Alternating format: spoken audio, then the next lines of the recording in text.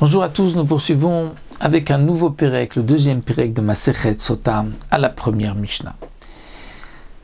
La Mishnah nous enseigne maintenant Hayam Evi et Minchata Betor Kfifa Mitzrit. Le mari devait amener, lorsqu'il apporte donc sa femme au Beddin, elle est Sota, soupçonnée d'adultère, mais il devait amener aussi une offrande, comme c'est marqué dans la Torah, que le mari doit amener ce korban. Donc il a mené sa mincha Betor Kfifa Mitzrit, c'est-à-dire dans un panier qui était donc à base de feuilles du palmier, qu'on trouvait d'écorce autour du palmier, c'était la Kfifa Mitzrit. Et donc c'est dans ce panier-là qu'on mettait la mincha de cette femme. Venotna aliyadea kedeleyaga. Et on la mettait sur sa main pour la fatiguer. L'idée était donc de la fatiguer et peut-être ainsi de la faire avouer.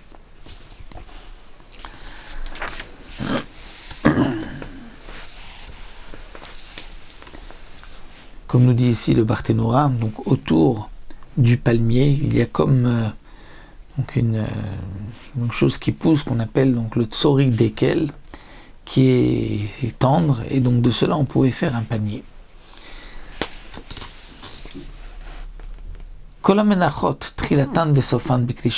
Toutes les offrandes, le début et leur fin, c'est dans un keli sharet. Alors le Barthénora nous dit, pas vraiment un keli sharet, un ustensile Beth Amikdash, parce que lorsqu'un homme apporte une mincha, il ne l'amène pas dans un keli sharet. Les keli sharet sont les ustensiles du Beth Amikdash. Lorsqu'un homme amène une mincha, il l'amène dans un keli en or ou en argent. Ensuite, lorsqu'on va la donner au Kohen, le Kohen va la mettre dans un keli sharet. Mais ici, la Mishnah veut nous dire que toute mincha est apportée dans un keli qui pourrait être keli sharet, c'est-à-dire un keli qui est en or ou en argent. Et il terminera, puisque la mincha se fait dans un véritable keli sharet. Alors que pour la sota, vezo, tridata, bikfifa, mitzrid, vesofa, bikli sharet. Elle, sa mincha, on la met d'abord dans un panier tout simple, duquel on ne peut pas faire un kli sharet, puisqu'il n'est pas mechouban, métal, il n'est pas important. Et donc, on montre ici combien déjà la mincha de la sota, on montre combien la sota est déshonorée par rapport à la mincha aussi qu'elle apporte. De même, quand la menachot ou notre shemen vena, toutes les offrandes, il fallait mettre de l'huile et de la levona. Donc la levona, c'était donc une plante qui dégageait ensuite une bonne odeur lorsqu'on la brûlait. Vezo enatuna lo shemen vena. Alors que la mincha de la sota, il n'y avait ni huile ni levona. Là encore, nous rapporte le Barthénora, la Gemara pose la question, mais lorsque quelqu'un a fauté aussi, il apporte une mincha où il n'y a pas d'huile et pas de levona. Donc comment on dit que toutes les menachot, il y a shemen ou levona? Et la Gemara répond non.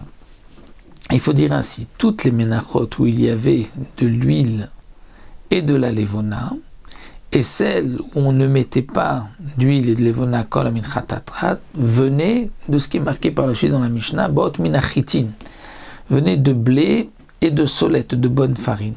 Alors que la mincha de sota, elle ne venait pas de blé mais d'orge, et elle ne venait pas de solette, mais elle venait de kemar, qui était une farine de moins bonne qualité. Donc ici la Mishnah, on continue, donc comme Barthénora les expliqué, en vérité c'est un seul point qui est, bien que ici dans la Mishnah c'est marqué comme plusieurs points, donc toutes les offrandes venaient de blé, et celle-ci vient d'orge, minchata omer, l'offrande du Homer, même si elle était de Séorim d'orge, mais elle venait de Guérès, c'est-à-dire de Guérès, c'était d'une grosse, une bonne farine, alors que celle-ci, donc Kemach, elle venait d'une farine qui était de moins bonne qualité, où tout était mélangé. Donc la Mishnah nous a dit que toutes les menachot qui ont besoin d'huile et de levona venaient de chitin et de blé et de solette, alors que la mincha de sota, elle était d'orge et de kemach. La mincha trottée de celui qui a fauté même s'il n'y avait pas d'huile levona, mais elle était de blé et de solette, et la minchat omer, même si elle était d'orge, mais il y avait de l'huile et de la levona. Rabban Gamliel omer kshem shmaaseh maaseh behema kar korbana machal behema.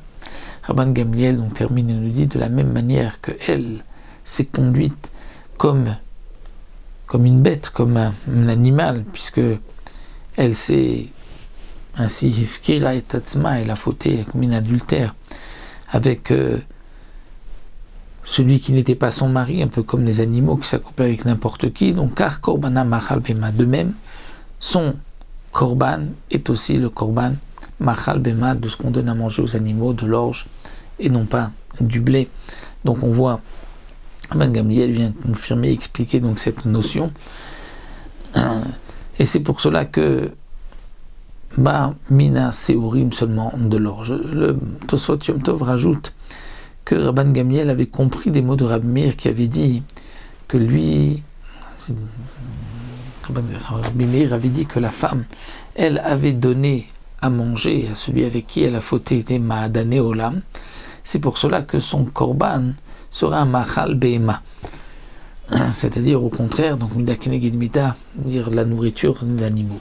Et donc Rabban Gamliel avait dit, mais ça c'est bon si la femme était riche, elle a pu donner à son amant, celui avec qui elle a fauté, de bonnes choses, mais si elle était pauvre, qu'est-ce que tu vas répondre? Et c'est pour ça que Rabban Gamliel lui donne une autre explication, c'est-à-dire en fonction de sa conduite. C'est conduite comme une behema, donc c'est pour ça que son korban est machal behema.